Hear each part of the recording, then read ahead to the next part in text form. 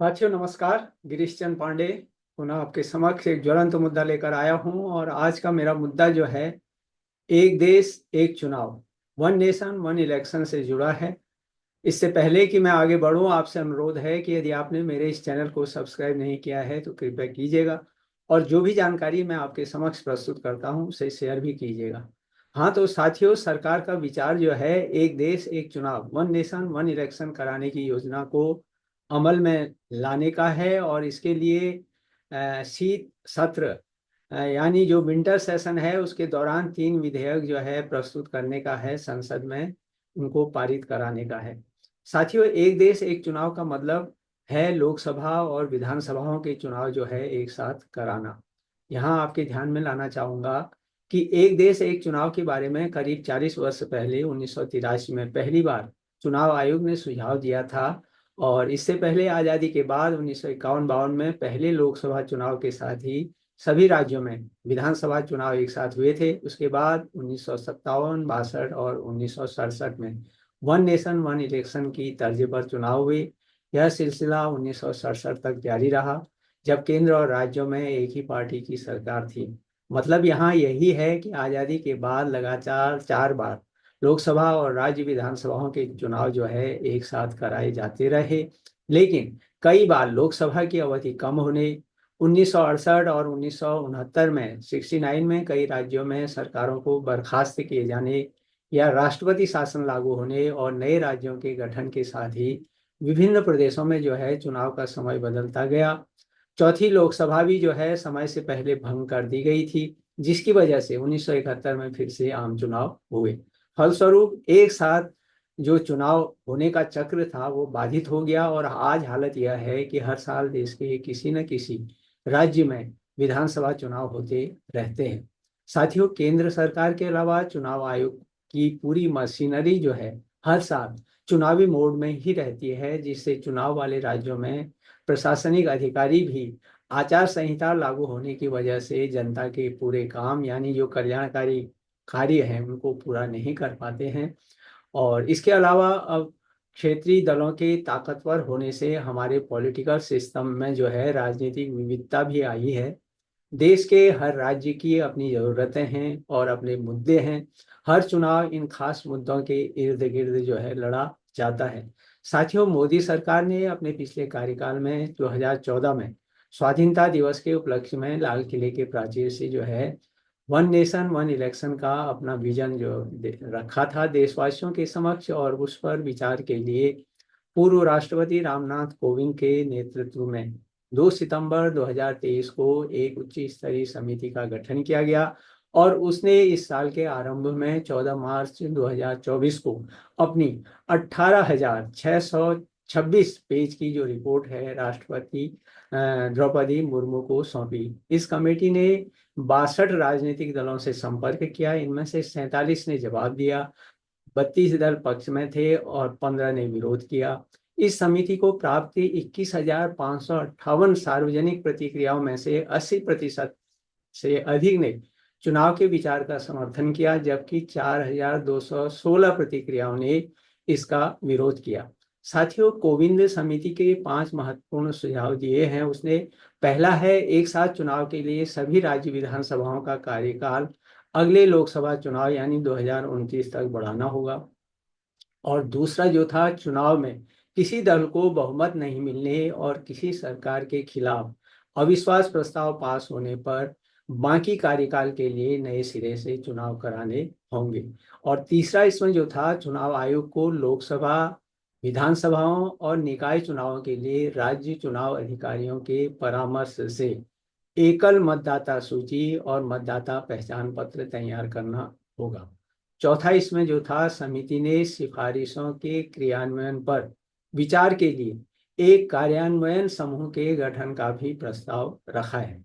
और पांचवा जो है, इसे 2 चरणों में लागू किया जाएगा। यानी जो फर्स्ट फेज है, पहला चरण है लोकसभा और विधानसभाओं के चुनाव को साथ साथ कराने का है, और दूसरा चरण जो है उसमें लोकल बॉडी इलेक्शन यानी स्थानीय निकायों के जो चुनाव हैं उनको करवाना है। और यह चुनाव जो है आम चुनाव के 100 दिन भीतर करवाना एक प्रकार से अनिवार्य बनाया गया है।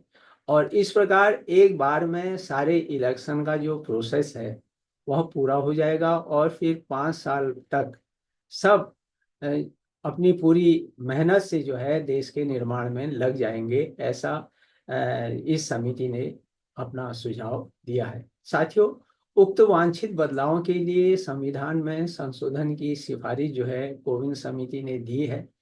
उल्लेखनीय है कि 2018 में विधि आयोग ने सरकार को 2024 से इस व्यवस्था को लागू करने का रोड मैप दिया था और साथ ही यह सुझाव भी दिया गया था कि यदि सरकार बीच में गिर जाती है तो कार्यकाल की शेष अवधि के लिए नई सरकार का गठन किया जाएगा, न कि 5 साल के नए कार्यकाल के लिए।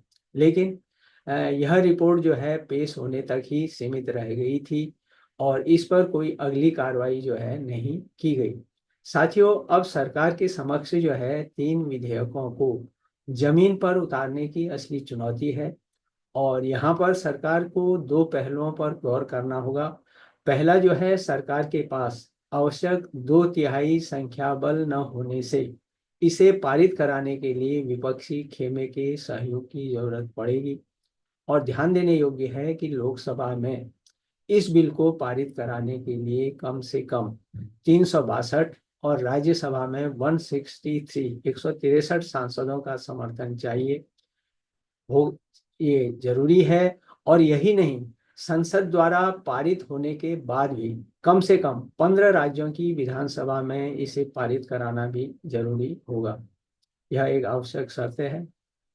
मान लें सभी बाधाओं को पार करते हुए यह बिल जो है पारित हो जाता है, तो क्या केंद्र सरकार इसे 2029 तक लागू करने की स्थिति में होगी? क्योंकि 2029 से पहले लोकसभा का नए सिरे से परिसीमन होना है और उसी बीच महिला आरक्षण बिल में जो की गई सिफारिशें हैं उनको भी अमली जामा पहनाया जाना है।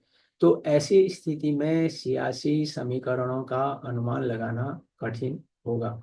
उल्लेखनीय है कि कमेटी ने 18 संवैधानिक संशोधनों की सिफारिश की है और जिनमें से अधिकांश संशोधन जो है राज्य विधानसभाओं द्वारा उनके अनुसमर्थन की आवश्यकता नहीं होगी। उनको राज्य की विधानसभाओं का समर्थन देना उनकी तरफ से आवश्यक नहीं होगा। हालांकि इसके लिए कुछ संविधान संशोधन विधेयकों की आवश्यकता होगी जिन्हें संसद द्वारा पारित कराने की जरूरत होगी, यानी यहाँ पर संसद की जो है मुख्य भूमिका होगी। साथियों, दूसरा जो है, योजना के व्यवहारिक पहलुओं पर भी ध्यान देना होगा और तभी यह योजना सफल हो पाएगी। पूरे देश में एक साथ चुनाव कराने के पीछे जो सबसे बड़ा तर्क दिया जा रहा है वह यह है कि इससे खर्च में कटौती होगी और भ्रष्टाचार पर अंकुश लगेगा। दरअसल लोकसभा और विधानसभा चुनावों का बढ़ता खर्च जो है देश की अर्थव्यवस्था पर बोझ बनता जा रहा है। सेंटर फॉर मीडिया स्टडीज की जो एक रिपोर्ट है उसके मुताबिक आज़ादी के बाद 1952 में देश के लोकसभा और विधानसभा के चुनावों पर मात्र 10.5 करोड़ रुपए खर्च हुए थे और वर्ष 2019 में लोकसभा और आंध्र प्रदेश, उड़ीसा, अरुणाचल प्रदेश व सिक्किम विधानसभाओं के चुनाव एक साथ हुए थे, जिस पर करीब 50,000 करोड़ रुपए खर्च हुए। और इस साल ये खर्च जो है बढ़कर करीब 1 लाख करोड़ रुपए तक पहुंच गया। तो इसी से हम अनुमान लगा सकते हैं कि चुनाव प्रक्रिया पर दोनों विधानसभा और लोकसभा की चुनाव प्रक्रियाओं पर कितना खर्च होता है। साथियों, यह बात भी सही है कि एक साथ चुनाव कराने से उन छोटे दलों के लिए भी सुविधा होगी जिनके पास बार बार प्रचार में उतरने लायक पैसे नहीं होते। और इससे अगला जो है, एक प्रकार से लाभ अगर हम कहें या इसके पक्ष में जो बात जाती है वो यह है कि मतदान में वृद्धि होगी ऐसा करने से, क्योंकि लोगों के लिए एक बार वोट देने के लिए निकलना ज़्यादा सुविधाजनक होगा और देश को भारी भरकम चुनावी खर्च से निजात मिलने के साथ ही गवर्नेंस में भी सुधार आएगा। एक साथ चुनाव होने से केंद्र और राज्य की नीतियों और कार्यक्रमों में निरंतरता सुनिश्चित होगी। और लेकिन इसका दूसरा पक्ष या कहें कि कुछ सवाल भी हैं। पहला यही है कि पूरे देश में इलेक्शन करवाने के लिए जितने बड़े पैमाने पर संसाधन चाहिए, क्या उन्हें जुटाया जा सकेगा। हालांकि लोकसभा चुनाव को ही अगर हम लें, हालिया लोकसभा चुनाव को ही अगर हम लें, जो हुआ है अभी, इसे 7 चरणों में संपन्न कराया गया। और राज्य विधानसभाओं के चुनाव भी अलग अलग चरणों में कराने पड़ रहे हैं।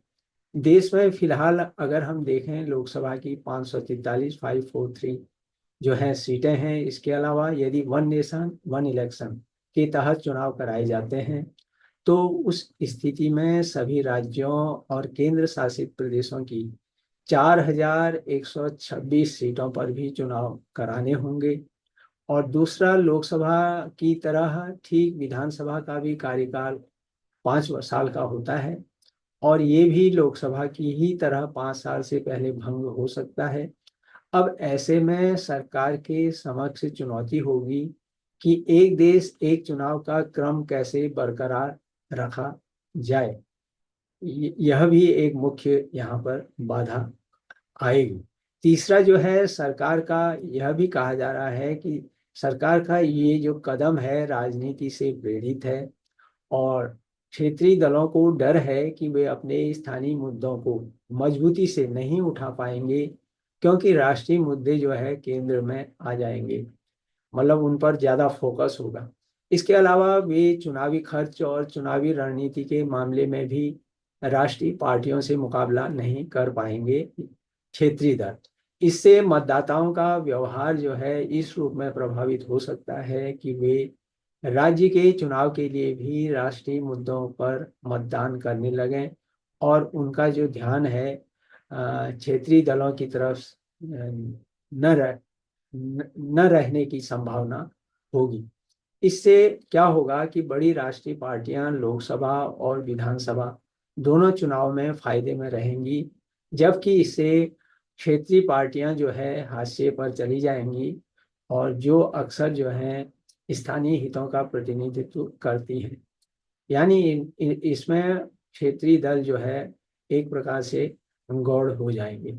साथियों, एक नुकसान यह भी माना जा रहा है कि अगर देश में किसी एक दल की लहर और एक साथ चुनाव हो, तो इससे क्या है, चुनाव के परिणाम भी प्रभावित हो सकते हैं। और जिस दल की लहर चल रही है वह दल जो है लोकसभा में भी और राज्य विधानसभा में भी अपना बहुमत प्राप्त कर लेगा। वन नेशन वन इलेक्शन का सिस्टम अपनाने के बाद देश में प्रेसिडेंशियल पैटर्न पर चुनाव होने लगेंगे, जो क्षेत्रीय दलों के लिए सबसे अधिक नुकसानदायक होगा। यह भी इसकी एक खामी जो है बताई जा रही है। चौथा जो है, प्रत्येक 5 साल में एक से ज़्यादा बार मतदाताओं का सामना करने से नेताओं की जो है जवाबदेही बढ़ती है और वे सतर्क रहते हैं। और यदि एक बार ही चुनाव कराए जाएं तो उस स्थिति में यह संभव नहीं होगा। लेकिन साथियों, यहाँ यह ध्यान में रखने योग्य है कि देश के मतदाता जो है बहुत परिपक्व हो चुके हैं, और इसका परिचय उन्होंने बार बार दिया भी है। कई बार ऐसा देखा गया है कि लोकसभा के साथ यदि विधानसभा के चुनाव भी होते हैं, तो मतदाताओं ने अलग अलग दलों को चुना है और अपने मताधिकार का समुचित प्रयोग किया है। साथियों, यह भी देखा गया है कि मतदाता केंद्र में किसी एक दल को प्रचंड बहुमत देते हैं, लेकिन कुछ ही माह बाद राज्यों के चुनाव में किसी अन्य दल को जो है सत्ता सौंपते हैं। यह भी मतदाताओं की परिपक्वता की ही हम इसको एक निशानी कहेंगे। दुनिया में जहाँ भी लोकतांत्रिक शासन प्रणाली है, उनमें से अधिकांश देशों में आम चुनाव और प्रांतीय चुनाव जो है साथ ही होते हैं। जैसे हम अमेरिका को ले लें, ब्रिटेन है, ब्राज़ील है, कोलंबिया है, फिलीपींस है, दक्षिण अफ्रीका और स्वीडन आदि ये देश हैं जहाँ पर एक प्रकार से वन नेशन वन इलेक्शन की प्रथा मौजूद है। साथियों, इस प्रकार सरकार द्वारा वन नेशन वन इलेक्शन पर नए सिरे से विचार करना निश्चित तौर पर एक स्वागत योग्य कदम कहा जाएगा। और देश के हित में यह क्यों है, इसका उल्लेख ऊपर किया जा चुका है। इसलिए अच्छा होगा यदि आजादी के बाद लगातार संपन्न 4 लोकसभा और विधानसभाओं के एक साथ कराए गए आम चुनावों के अनुभवों का लाभ उठाया जाए और उस दौरान जो भी कमियां ध्यान में आई और जिन कारणों की वजह से एक साथ चुनाव कराने का जो चक्र बाधित हुआ, उसमें रुकावट आई, उन पर भी विचार करते हुए और उनसे सबक लेकर उन गलतियों की पुनरावृत्ति से अगर बचा जाए तो देश का वन नेशन वन इलेक्शन निश्चित तौर पर भारत के लोकतंत्र को और ताकत देगा और लोग अपने मताधिकार का अधिकतम उपयोग करते हुए शासन में अपनी भागीदारी जो है सुनिश्चित करेंगे। तो साथियों, ये मेरा आज का मुद्दा था जो मैंने आपके समक्ष शेयर किया, बांटा। आप अपनी टिप्पणी अवश्य दें। पसंद नापसंद दोनों का मैं हमेशा स्वागत करता हूँ। तो इसी के साथ मिलता हूँ आपसे किसी नए ज्वलंत मुद्दे पर। लेकिन पुनः आपके ध्यान में लाना चाहूँगा कि मेरी बाजार में कुछ पुस्तकें उपलब्ध हैं जिनका लिंक मैं डिस्क्रिप्शन के साथ दे रहा हूँ। यदि आपको समय मिले, अध्ययन करना चाहें तो अवश्य कीजिएगा और मुझे आशा है कि आप अवश्य इससे लाभान्वित होंगे। तो इन्हीं शब्दों के साथ मिलता हूँ कि फिर नए एक ज्वलंत मुद्दे पर। तब तक आप सुखी रहिए, स्वस्थ रहिए, लेकिन मेरे आने वाले ज्वलंत मुद्दे का अवश्य बेसब्री से इंतजार करते रहिए। तो पुनः एक बार नमस्कार।